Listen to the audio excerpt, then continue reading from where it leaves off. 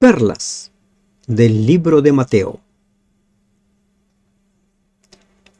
Parábola del sembrador. Propósito de las parábolas. Parábola del trigo y la cizaña. Parábola de la semilla de mostaza. Parábola de la levadura. El uso que Jesús hace de las parábolas. El tesoro escondido, la perla de gran precio, la red. Tesoros nuevos y viejos. Jesús en Nazaret. Son los temas del cual trata el capítulo 13 del libro de Mateo. Gracias te damos, Dios, por permitirnos meditar en las perlas del capítulo 13 de Mateo. Dirígenos, Señor, a lo largo de este estudio. En el nombre de Jesús te lo pedimos. Amén. Buen día, hermanos y hermanas de esperanza. Estamos ingresando al estudio de las perlas del capítulo 13.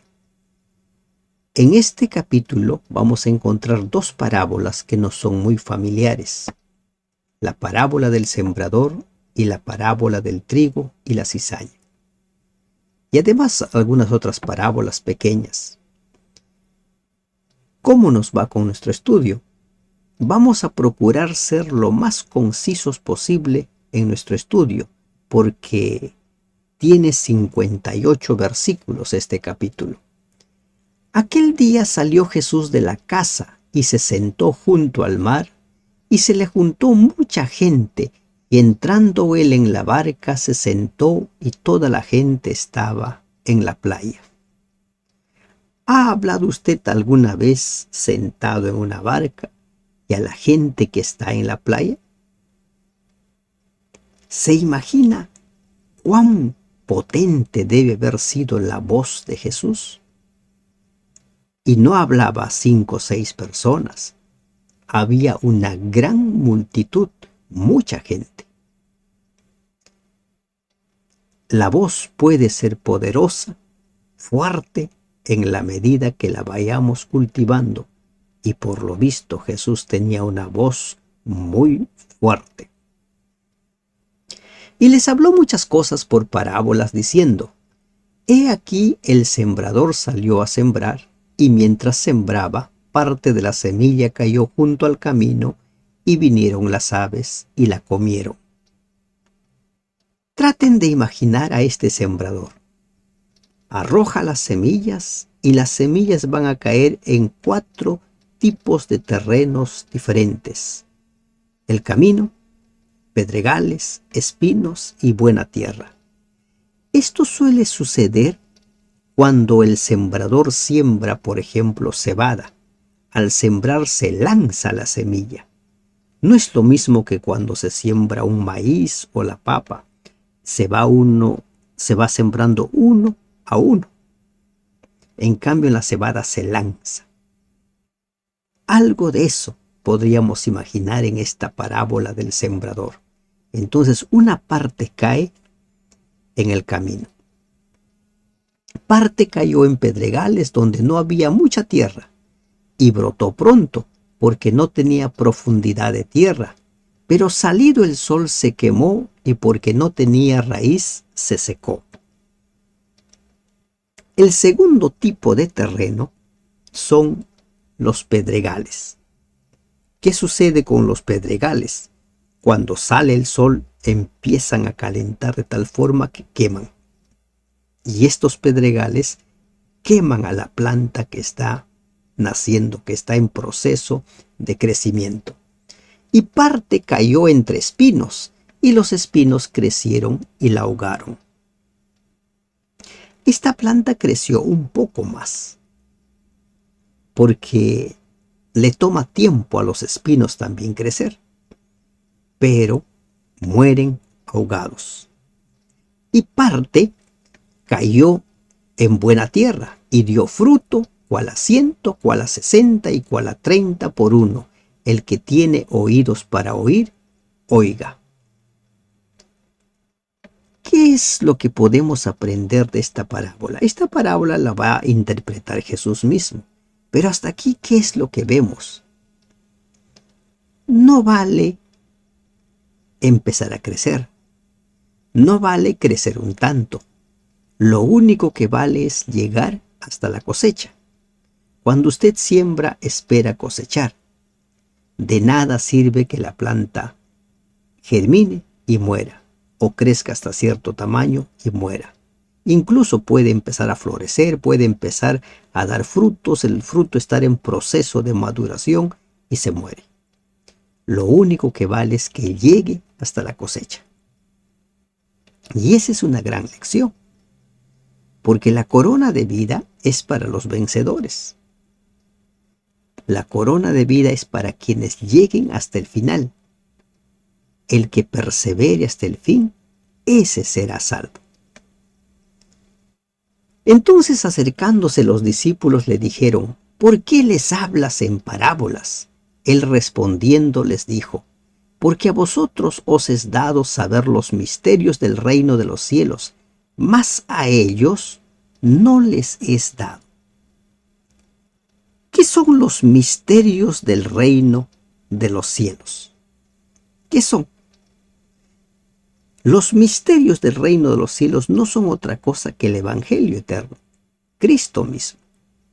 Es decir, las cosas que están ocultas a los que no tienen sincero interés por conocer la verdad. No son misterios en el sentido que no puedan entenderse o que deliberadamente les son abiertos a algunos y ocultados a otros. El Evangelio es locura para algunos, 1 Corintios 1:23, porque el hombre natural, sin haber recibido la influencia del Espíritu Santo, no tiene la capacidad necesaria para recibir las cosas que son del Espíritu de Dios. El hombre natural no puede entender. Hay mucha gente que lee la Biblia pero no lo entiende. En la corte de Faraón y de Nabucodonosor se presentaron todos los sabios, los entendidos en diversas materias, y no pudieron interpretar los sueños ni del Faraón ni de Nabucodonosor. ¿Por qué? Porque el mensaje de Dios solo puede ser entendido por las personas espirituales, porque el Espíritu Santo solo les va a revelar a aquellos que le han abierto su corazón. Por eso es que nosotros leemos en Deuteronomio 29:29. Las cosas secretas pertenecen a Dios, mas las reveladas son para cada uno de nosotros.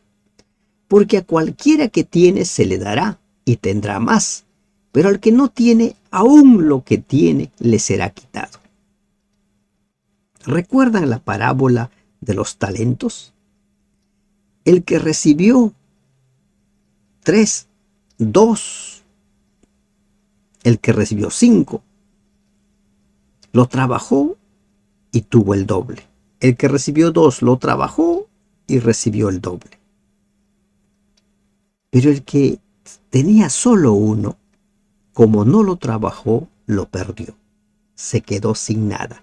Aún lo que tiene le será quitado. Los dones debemos trabajarlos, ponerlos al servicio de Dios, porque Él nos ha dado a cualquiera que tiene. La luz que nosotros tenemos va a ir en aumento en la medida que vivamos consecuentemente con ellos, pero también desaparecerá si es que no somos consecuentes con ellos. Por eso les hablo por parábolas, porque viendo no ven y oyendo no oyen ni entienden.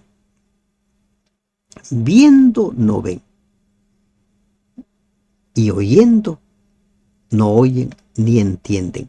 Es lo que estaba sucediendo con los líderes religiosos, con los fariseos, con los saduceos, con los escribas. Ellos veían, pero no entendían. Escuchaban, pero no entendían. ¿Por qué? Nosotros somos como vasos que tienen un contenido. Un vaso que está lleno, para poder llenarle con otro producto, necesitamos vaciar ese vaso. Nosotros tenemos conocimientos previos. Por ejemplo, hay personas que han aceptado el domingo como el día del Señor. Lo han aceptado.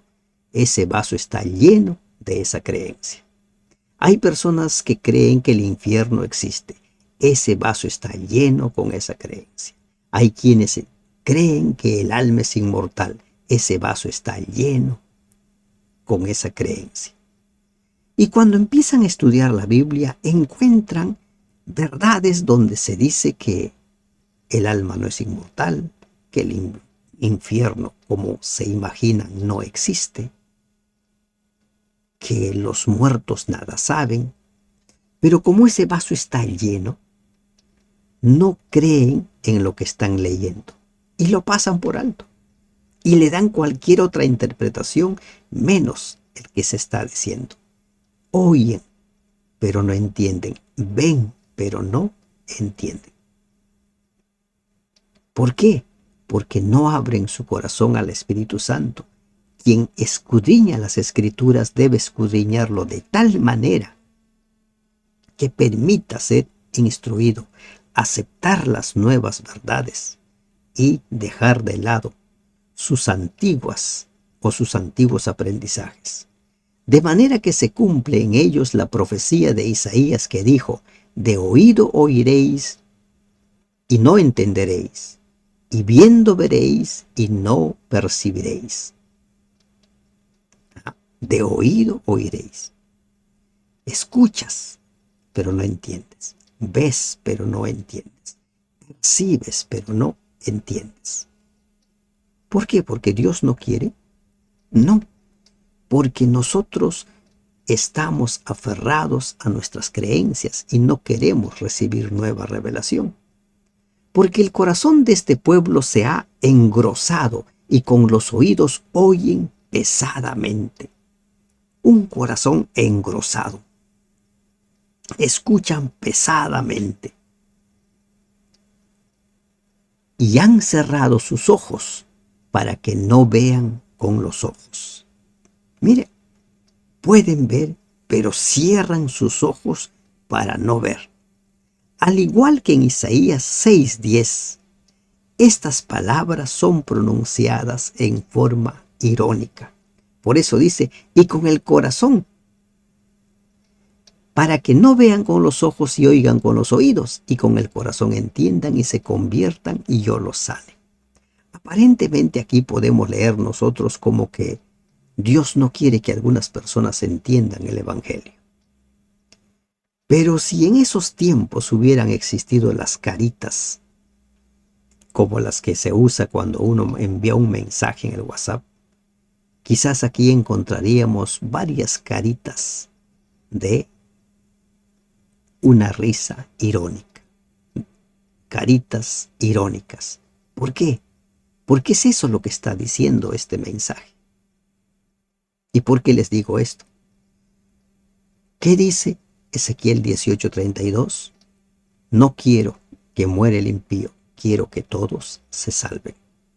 Porque de tal manera amó Dios al mundo, para que todo aquel que en él cree no se pierda, mas tenga vida eterna.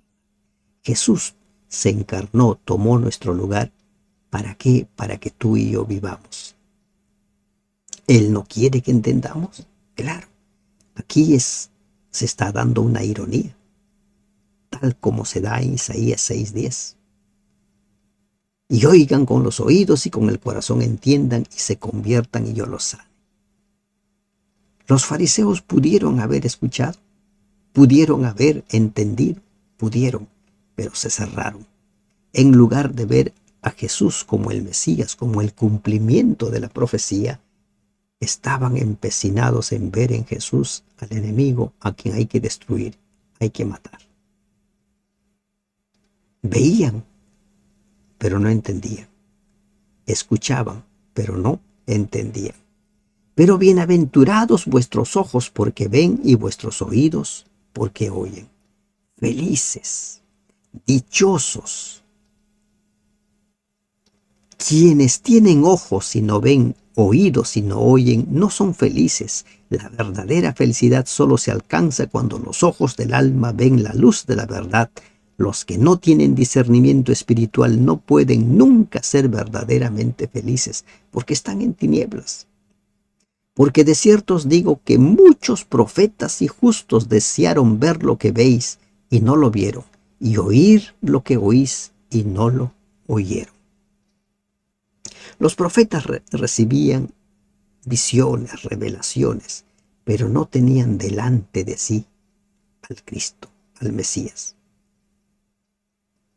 Ese pueblo, el pueblo judío del tiempo de Jesús, los líderes religiosos lo tenían allí delante de él.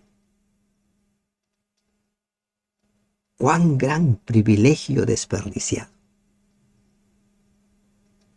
En lugar de ver al Salvador en Cristo, veían a un enemigo, veían a un rival, veían a uno que ponía en peligro su estatus.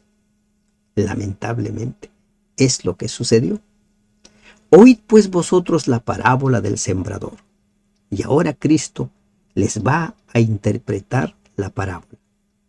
Y aquí una vez más nos encontramos con una gran verdad, una perla. Solo Dios interpreta su palabra. Solo el Espíritu Santo interpreta su palabra. La Biblia se interpreta a sí misma. ¿Por qué? Porque nuestros pensamientos no son los pensamientos de Dios. Por eso no podemos interpretar la Biblia. Podemos sacar lecciones para nuestra vida, pero no interpretarla. Solo Dios la interpreta. Cuando alguno oye la palabra del reino y no la entiende, viene el malo y arrebata lo que fue sembrado en su corazón.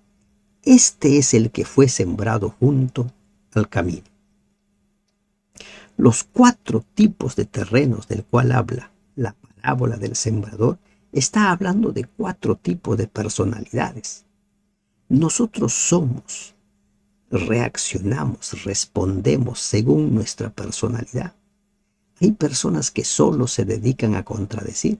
Hay personas que escuchan, pero como dice, no entienden, no quieren entender.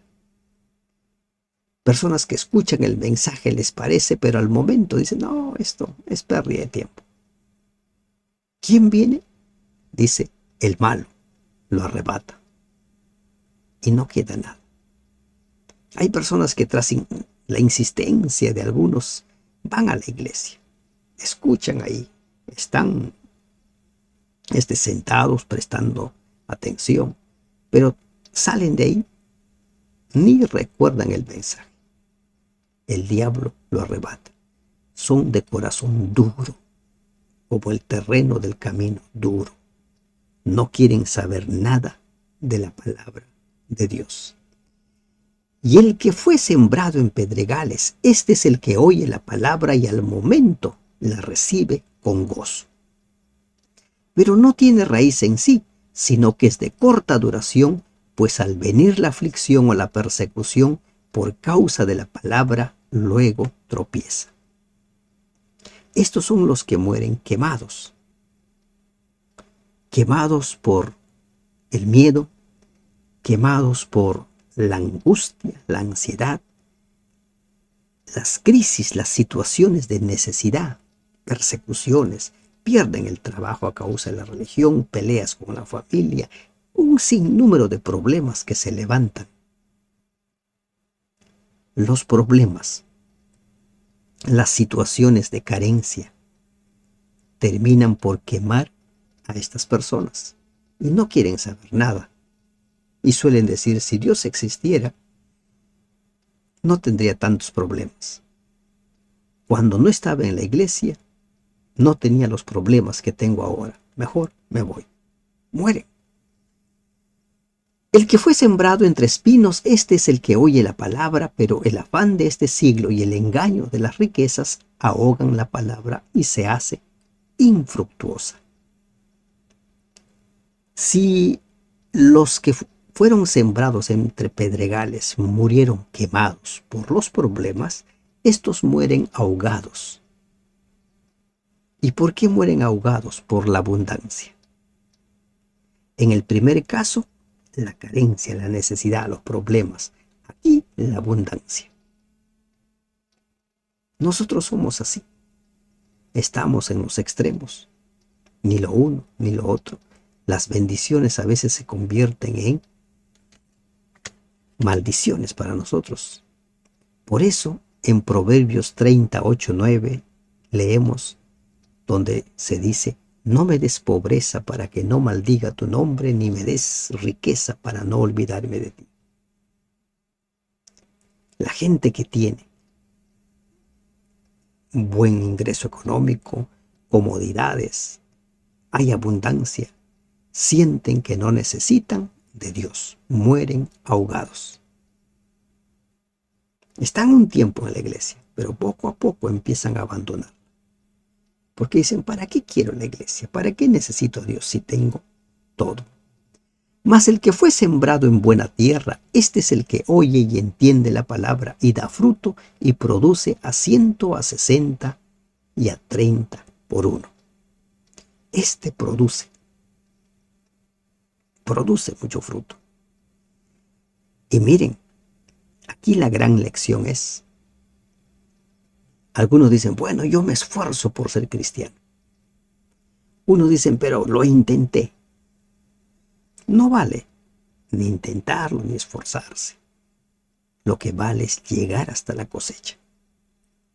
Sé fiel hasta la muerte.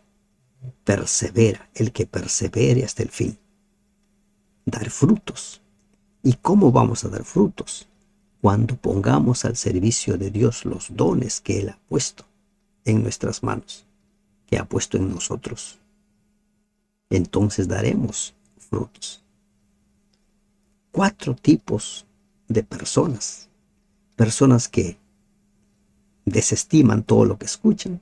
Personas que ante las situaciones de crisis mueren quemados. Personas que ante la abundancia, las bendiciones que sobreabundan, mueren ahogados por los afanes.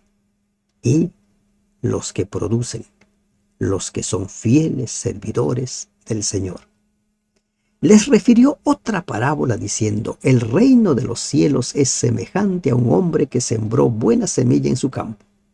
Pero mientras dormían los hombres, vino su enemigo y sembró cizaña entre el trigo y se fue. Hay 2 sembradores. Un sembrador que siembra la buena semilla y otro sembrador que siembra la cizaña. El trigo y la cizaña, dicen los que se dedican a cultivarlos, dice que se parecen mucho. Dicen que en el crecimiento la cizaña, la planta, la cizaña es muy similar a la del trigo. 2 sembradores. Y aquí vamos encontrando nosotros desde ya que en el campo crecen los 2. En la iglesia crecen juntos el trigo y la cizaña, juntos. Y cuando salió la hierba y dio fruto, entonces apareció también la cizaña. Ambos crecen juntos. Vinieron entonces los siervos del padre de familia y le dijeron: Señor, ¿no sembraste buena semilla en tu campo? ¿De dónde pues tienes cizaña? Cuando las personas reciben estudios bíblicos, aceptan a Jesús como su Salvador, son la buena semilla. Pero ante el descuido, ante el abandono al encuentro con Dios, a la preparación, al fortalecimiento, viene el malo y siembra la cizaña. Y entonces dentro de la iglesia van a crecer juntos el trigo y la cizaña. Él les dijo: un enemigo ha hecho esto, y los siervos le dijeron: ¿quieres pues que vayamos y la arranquemos? Él les dijo: no, no sea que al arrancar la cizaña arranquéis también con ella el trigo. No nos corresponde a nosotros decir: este es trigo, este es cizaña, esta es buena semilla, esta es mala semilla. No nos corresponde. No nos corresponde a nosotros juzgar, porque nosotros solo vemos lo que ven nuestros ojos. No vemos el corazón, no vemos las intenciones. Algunos pueden parecer cizaña, pero ser trigo. Algunos pueden parecer trigo, pero ser cizaña. Por eso es que dice, no, no lo hagan. No lo arranquen, porque pueden arrancar juntamente con ella al trigo. ¿Se dan cuenta? No nos corresponde a nosotros decir, tú eres cizaña, tú eres trigo. Las apariencias engañan. Dejad crecer juntamente lo uno y lo otro hasta la siega, y al tiempo de la siega yo diré a los segadores, recoged primero la cizaña y atadla en manojos para quemarla, pero recoged el trigo en mi granero. A esto se conoce como el zarandeo. A esto se conoce como el tiempo del juicio investigador, en el cual se va a separar el trigo y la cizaña. Se dice que cuando ya están maduros, allí sí es fácil diferenciar el trigo de la cizaña. Porque el fruto del trigo tiene una característica que no tiene la cizaña. Allí sí se puede hacer esa separación sin correr el riesgo de confundir el trigo con la cizaña. ¿Cuándo va a ser esto? En el tiempo de la siega. Necesitamos perseverar hasta el tiempo de la siega. Necesitamos mantenernos firmes hasta el tiempo de la cosecha. Otra parábola les refirió diciendo, el reino de los cielos es semejante al grano de mostaza que un hombre tomó y sembró en el campo, la cual a la verdad es la más pequeña de todas las semillas, pero cuando ha crecido es la mayor de las hortalizas y se hace árbol, de tal manera que vienen las aves del cielo y hacen nidos en sus ramas. La más grande. Aunque Satanás, el enemigo, pretendía que este mundo era suyo, seguía siendo el campo de Dios. Esta designación se aplica especialmente a la iglesia, a la cual quizás se hace referencia aquí. La iglesia empezó a surgir muy pequeña, como un grano de mostaza, pero después ha ido creciendo. Y la proclamación del evangelio va a llegar a todo el mundo. Todos van a conocer, van a entender que existe una iglesia del Señor. Todos. Pueden tener las religiones particulares que quieran tener, pero todos van a tener el conocimiento de la iglesia de Dios. El árbol representa el triunfo del mensaje evangélico en todo el mundo. Cristo afirmó que el reino y sus súbditos podían parecer algo insignificantes en ese momento cuando se iniciaba la obra, pero eso cambia, y cambió. El crecimiento del grano de mostaza también representa el crecimiento del reino de la gracia dentro del corazón de cada seguidor de Jesús. Empieza muy pequeño y va creciendo hasta transformar a la persona, hasta convertir a la persona. Otra parábola les dijo, el reino de los cielos es semejante a la levadura que tomó una mujer y escondió en 3 medidas de harina hasta que todo fue leudado. La levadura. ¿Qué es lo que hace la levadura? Así como la levadura se difunde en toda la masa donde se lo coloca, así también las enseñanzas de Cristo penetrarán en la vida de aquellos que la reciben y serán transformados por esa enseñanza. Por eso es que las enseñanzas hay que vivirlas, hay que ponerlas en práctica. No podemos simplemente conformarnos nosotros con escuchar. Esas enseñanzas deben ir moldeando nuestras creencias, nuestros pensamientos, al punto que nuestro hablar cambiará, nuestra forma de ser cambiará, porque habrá un nuevo estilo de vida. Un nuevo estilo de vida. ¿Se dan cuenta? Es el reino de los cielos, es como la levadura. Entra a la vida de la persona y va a inundar todo, ¿Y qué sucede cuando no lo inunda? Es porque no estamos permitiendo que la palabra de Dios actúe en nosotros. Todo esto habló Jesús por parábolas a la gente, y sin parábolas no les hablaba. Es decir, cada una de esas enseñanzas les fue hablando de forma figurada, ilustrada, para que se cumpliese lo dicho por el profeta cuando dijo: abriré en parábolas mi boca, declararé cosas escondidas desde la fundación del mundo. Pablo habla del misterio que se ha mantenido oculto desde el tiempo eterno, desde el principio, pero que ha sido manifestado por medio de la predicación de Jesucristo. Romanos 16, 25, 26. En otro pasaje dice que este misterio es Cristo en vosotros, la esperanza de gloria. Colosenses 1, 26, 27. Este misterio había estado oculto no porque Dios no quisiera manifestarlo o no estuviera preparado para hacerlo, sino porque la gente no está preparado para recibirlo. No estuvo. Y cuando Cristo viene, empieza a revelarse. Cuando nosotros hemos ido estudiando desde el Génesis capítulo a capítulo, hemos visto cómo es que Dios estaba empeñado en revelarse. Pero con el paso del tiempo, la gente fue simplemente abandonando. Su pueblo fue abandonando la palabra de Dios y la fue reemplazando por sus tradiciones. Entonces, despedida la gente, entró Jesús en la casa, y acercándose a él sus discípulos le dijeron: explícanos la parábola de la cizaña del campo. Explícanos. Estaban en proceso de aprendizaje. Los apóstoles aún no entendían. Y ese es el proceso del crecimiento.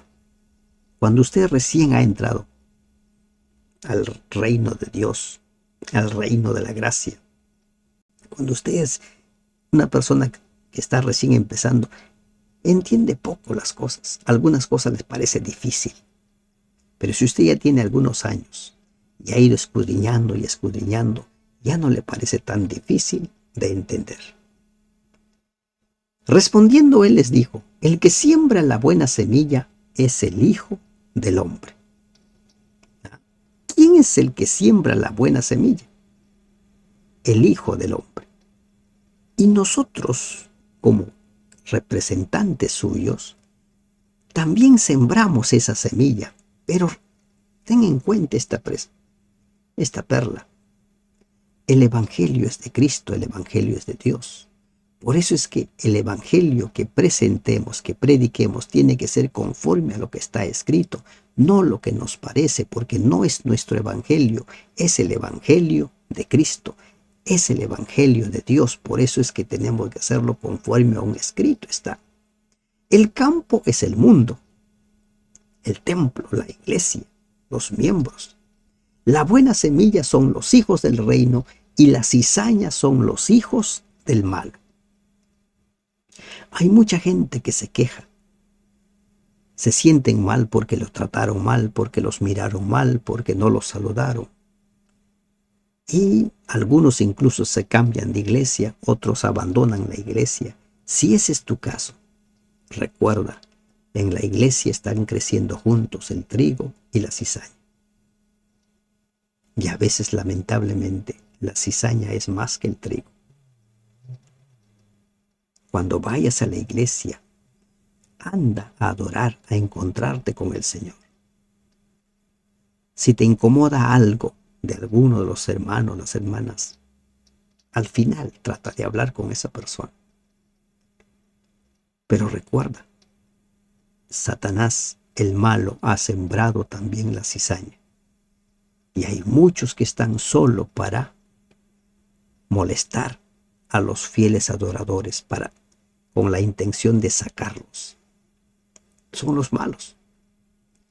El enemigo que la sembró es el diablo, la siega es el fin del siglo y los segadores son los ángeles. Satanás va sembrando en el corazón de las personas descuidadas, esas personas que no estudian su Biblia todos los días, esas personas que no quieren estudiar la Biblia, la palabra de Dios, que no quieren buscar al Señor en oración, que no quieren dedicar un tiempo, son blancos fáciles de Satanás. La siega es el fin del siglo. La siega. Y esta siega se va a dar en dos partes. Recuerden lo que dice Apocalipsis 20. 1000 años de separación. Los que son trigo serán cosechados cuando Cristo venga por segunda vez. Lo mortal se convertirá en inmortal y lo corruptible en incorruptible. Primera de Corintios 15. Y después del milenio los que son cizaña serán cosechados, simplemente para ser quemados. Apocalipsis capítulo 20. Los segadores son los ángeles. En Mateo 24, cuando habla acerca de la segunda venida, Jesús dice que a sus ángeles mandará para que junte a todos los redimidos y los reúna en un lugar donde se encontrarán con el Señor. En ese lugar se van a encontrar. De manera que como se arranca la cizaña y se quema en el fuego, así será el fin de este siglo. Va a caer fuego del cielo. Apocalipsis 20, 7, 8, 9, 10. Y ese fuego será el que va a consumir a todos los que son cizaña. Ese fuego. A ese fuego serán lanzados todos cuyos nombres no están inscritos en el libro de la vida, los que son cizaña. Preparémonos para no estar en el grupo de los que son cizaña, sino de los que son trigo. Enviará el Hijo del Hombre a sus ángeles y recogerán de su reino a todos los que sirven de tropiezo y a los que hacen iniquidad. Y aquí haz un autoexamen. ¿Eres piedra de tropiezo para alguien? ¿O alguien ha sido piedra de tropiezo para ti? Los que son cizaña son piedra de tropiezo. Los que son cizaña hacen iniquidad.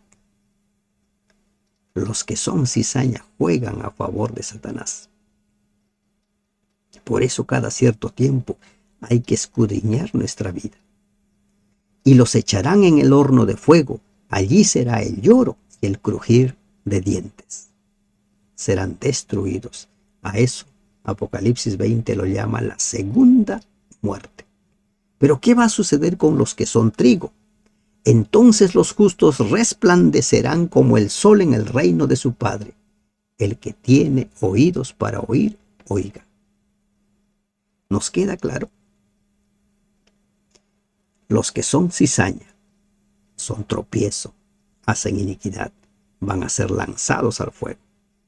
Los que son trigo, los que hacen la voluntad de Dios, resplandecerán como el sol en el reino de su Padre.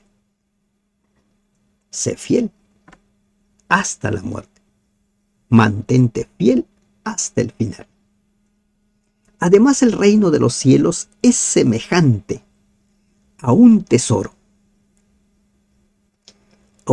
escondido en un campo, el cual un hombre halla y lo esconde de nuevo, y gozoso por ello va y vende todo lo que tiene y compra el campo. Miren, ¿qué otra comparación hace con el reino de los cielos? Mateo ilustra aquí el valor de la salvación prometida por el Evangelio juntamente con el esfuerzo que debe realizar el que desea conseguirla. Me encuentro con el mensaje, me encuentro con el Evangelio. Ahora de mi parte tengo que, ¿qué cosa dice? Vender todo. Hasta encontrarme con Jesús, tengo un estilo de vida. Después de encontrarme con Jesús, tengo otro estilo de vida. ¿Se dan cuenta? Hasta es el nuevo nacimiento. El que había encontrado el tesoro lo puso de nuevo donde había estado oculto a fin de protegerlo y para asegurarse de que el procedimiento para conseguirlo fuera legal, fue y vendió todo y compra el lugar. invirtió. A eso se llama vaciarnos completamente para aceptar el mensaje. En contraste, vende todo. ¿Qué es vender? Dejar tus usos y costumbres. Dejar de lado todo lo que te aleja de Dios. Y ahora empezar una nueva vida. Lo mismo se nos dice en esta parábola. También el reino de los cielos es semejante a un mercader que busca buenas perlas, que habiendo hallado una perla preciosa, fue y vendió todo lo que tenía y la compró. Vendió todo lo que tenía. Este pasaje es el que nos inspiró para poner el título a este estudio que tenemos, perlas. Las perlas, encontrar las perlas. El mercader representa en primer lugar a los hombres que buscan un Salvador. Pero también puede representar a Cristo que busca a los hombres, porque para Él nosotros somos la joya más preciosa. Nos ama tanto, tenemos un valor tan alto que dio su vida para rescatarnos. Y Él, una vez más, también vende todo. Aunque la salvación no puede comprarse, cuesta todo lo que una persona posee. Así como lo hizo Pablo, quien verdaderamente halla a Cristo, estimará todas las cosas como pérdida para ganar a Cristo. Filipenses 3:8. Al conocer a Cristo se llena un vacío en la vida que ninguna otra cosa puede llenar. Conocerle es vida eterna. El mercader estuvo dispuesto a dar todo lo que tenía para adquirir la perla preciosa. La paz con Dios cuesta todo lo que el hombre tiene, pero vale infinitamente más. Algunos deben pagar el precio del yo, del orgullo y la ambición, o el precio de los malos hábitos. El hombre compra la salvación por el precio de cosas que en sí carecen valor o aún son nocivas. Por lo tanto, nada pierde en esta transacción. Somos ganadores. Sin Cristo estamos condenados a la muerte. Cuando encontramos esa perla, encontramos la vida. Cuando la gente enferma es capaz de vender todo lo que tiene con tal de recuperar la salud. Aquí el mercader encontró la perla, la vida, a Cristo. Asimismo, el reino de los cielos es semejante a una red que echada en el mar recoge de toda clase de peces.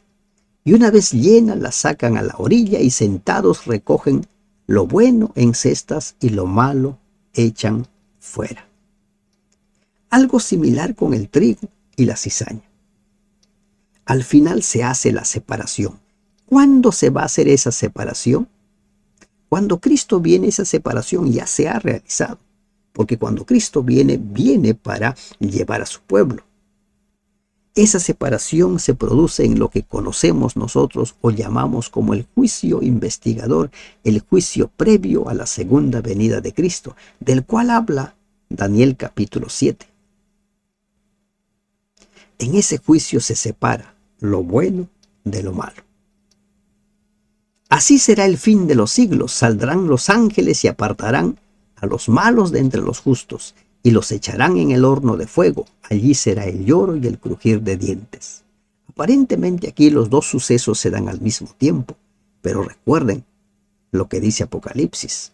Hay 1000 años de separación. Al principio del milenio, Cristo viene, los muertos en Cristo resucitan, los justos que están vivos son transformados en un abrir y cerrar de ojos, y van por 1000 años al reino de los cielos. Apocalipsis 20. Miren, estamos repitiendo muchas veces Apocalipsis 20 porque es así. Y los echarán en el horno de fuego y allí será el lloro y el crujir de dientes. Lo mismo que sucede con la cizaña. Varias perlas para enseñar el mismo mensaje, porque algunos pueden entender mejor por el lado del trigo y la cizaña, otros pueden entender mejor por el lado de los peces buenos y malos. Jesús les dijo: ¿habéis entendido todas estas cosas? Ellos respondieron: sí, Señor, sí hemos entendido. Él les dijo: por esto todo escriba docto en el reino de los cielos es semejante a un padre de familia que saca de su tesoro cosas nuevas y cosas viejas. Un escriba docto, un maestro, que saca, dice, cosas buenas y cosas malas. ¿A qué se refiere? O cosas viejas. ¿A qué se refiere con cosas nuevas y cosas viejas? ¿A qué se refiere? Las verdades que Jesús vino a enseñar, como ya hemos visto en nuestros estudios anteriores, no son nuevas en sí. No son nuevas. Cristo no se refiere a los escribas o maestros profesionales de su tiempo, sino a los que se habían hecho discípulos del reino de los cielos y eran doctos y podían enseñar o ser apóstoles. Y ahora ellos van a enseñar. Las verdades de Dios reveladas en el pasado fueron olvidadas. Hay personas que dicen, por ejemplo, ya los 10 mandamientos no están vigentes. Cristo nos dio simplemente 2 grandes mandamientos. Amarás a tu Dios con toda tu fuerza y amarás a tu prójimo de igual manera.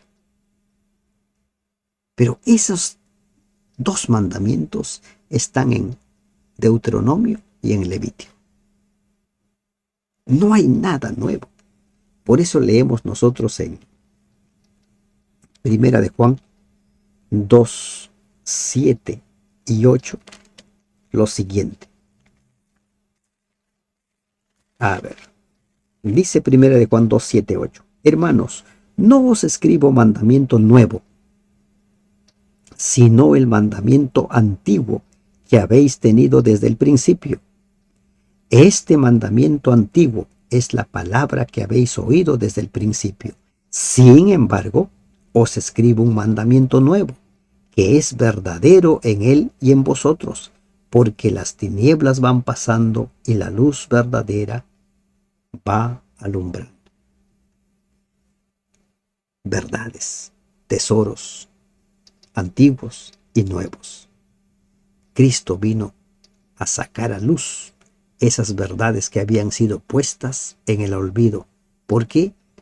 Porque lamentablemente Israel, sus líderes, sus dirigentes, pusieron en primer lugar las tradiciones y desestimaron las escrituras.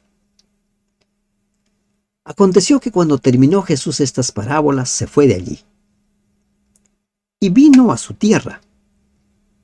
Les enseñaba en la sinagoga de ellos de tal manera que se maravillaban y decían: ¿de dónde tiene esta sabiduría y estos milagros?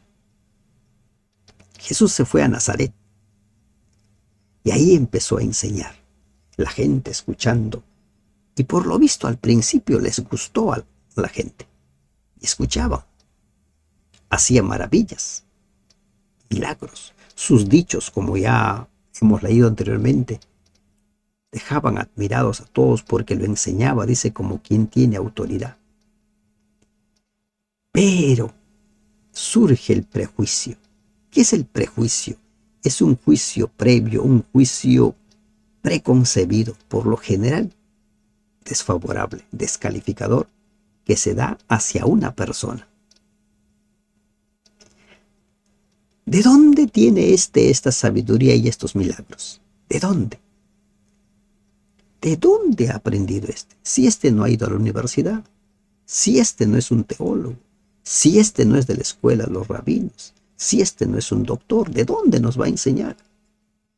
¿No es este el hijo del carpintero? ¿No se llama su madre María y sus hermanos Jacobo, José, Simón y Judas? ¿No están todas sus hermanas con nosotros? ¿De dónde pues tiene todas estas cosas?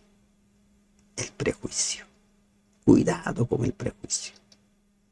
Escucha, escucha y luego discierne. Una persona que no ha ido a la universidad te puede enseñar muchas cosas. Porque quien se consagra al Señor y tiene al Espíritu Santo como su mentor, como su maestro, te va a enseñar grandes verdades. No desestimes a la persona, no descalifiques porque no tuvo una formación académica. El Espíritu Santo, como dice el apóstol Pablo, de lo humilde, de lo ignorante, ha tomado Dios para avergonzar a los sabios, a los entendidos. Y ahora nos encontramos con la familia de Jesús, hermanas, hermanos. Hay quienes dicen que María no tuvo hijos y que estos hijos eran los hijos de José de su compromiso anterior. Hay otros que dicen que María y José sí tuvieron hijos. Pero para responder ello, volvamos al capítulo 1 de Mateo, donde dice el versículo 25, pero no la conoció hasta que dio a luz a su hijo primogénito y le puso por nombre Jesús. Y no la conoció. Cuando la Biblia utiliza la palabra conocer en un matrimonio, siempre está relacionado con la concepción. Si usted lee, por ejemplo, Adán y Eva, Adán conoció a Eva y concibió a Caín. Adán concibió a Eva y conoció a Eva y concibió a Abel. Y así, cada vez que en la Biblia se utiliza la palabra conocer dentro de una pareja matrimonial, se habla de concepción. ¿Qué dice? Y no la conoció hasta que dio a luz a su hijo. Cuando Jesús nace, ese matrimonio de José y María fue un matrimonio como el de cualquier otro. De cualquier otro. Los católicos se esfuerzan por decir que María murió virgen. La Biblia es clara. Sí la conoció José. Y se escandalizaban de él, pero Jesús les dijo, no hay profeta sin honra, sino en su propia tierra y en su casa. Y no hizo allí muchos milagros a causa de la incredulidad de ellos, a causa del prejuicio de ellos. No hizo milagros, no hizo mucho. Puedes perder muchas bendiciones si eres una persona que está llena de prejuicios. No descalifiques a la persona porque tienes ideas preconcebidas sobre esa persona. Primero escucha. Como dice Primera de Tesalonicenses 5:17, examinadlo todo. Examínalo todo. ¿Con qué perla te quedas? Nos podemos quedar con la perla de que nosotros somos seres humanos y que respondemos al mensaje de formas diferentes. La semilla es el mismo, el mensaje es el mismo, pero nuestra respuesta es diferente según nuestros gustos, según nuestra forma de pensar, nuestras creencias, nuestra personalidad. Y recuerda, dentro de la iglesia está creciendo el trigo y la cizaña. Hay peces buenos y peces malos. Hasta el día de la cosecha crecerán juntos. Guárdate de ser tú cizaña. Guárdate de ser tú el de los peces malos. No seas tropiezo. No seas una persona que haga iniquidad, sino conságrale tu vida al Señor. Que Dios te bendiga. Amén.